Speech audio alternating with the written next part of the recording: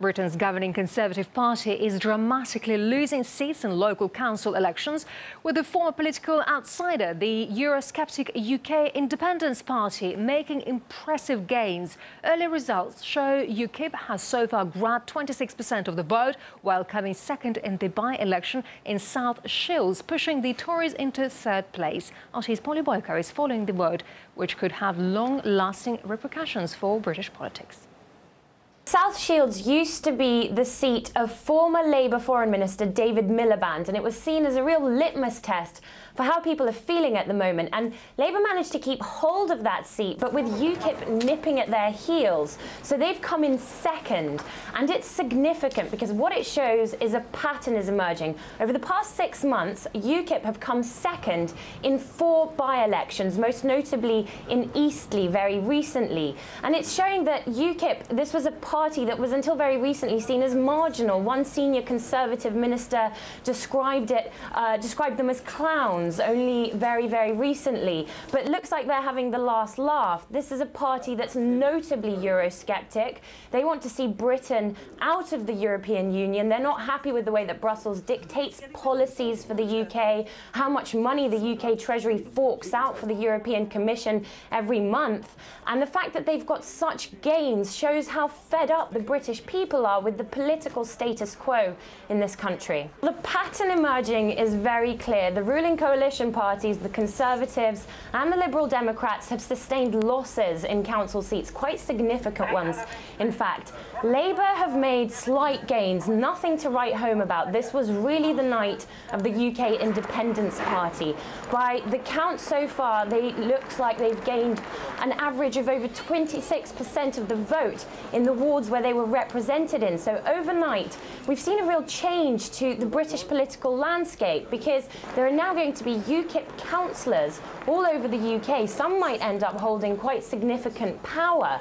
And it's, you know, this is a party, as I said, it was seen as very marginal until very recently. It was the place, the none of the above party, the place where people lodged their protest vote because they were so fed up with the established status quo, the Lib Dems, the Conservatives and the Labour Party. But that has all changed overnight.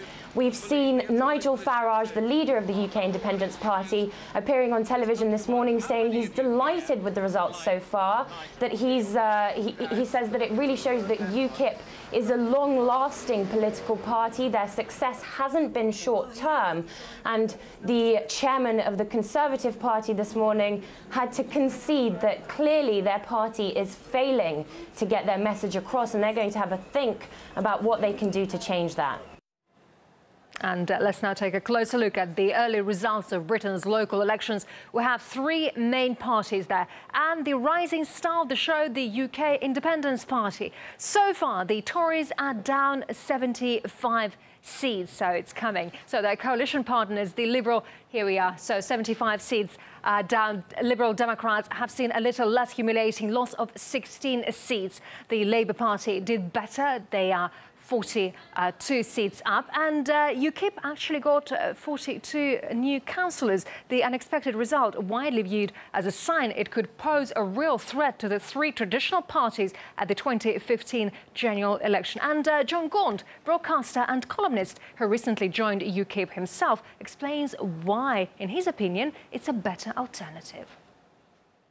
Ordinary people, working class citizens, are fed up with the political elite and the political establishment who have been running the country for the past 30 or 40 years. UKIP was a protest party just about being a member of the European Union. Overnight, it's become a fully fledged political party. It's got the fastest growing membership. I think it's put 10,000 new members on in the last couple of months, because what people want is a party that's going to put the United Kingdom first. So they want things like, they want to get out of the European Union, which clearly costs Britain £52 million a day to be a member of.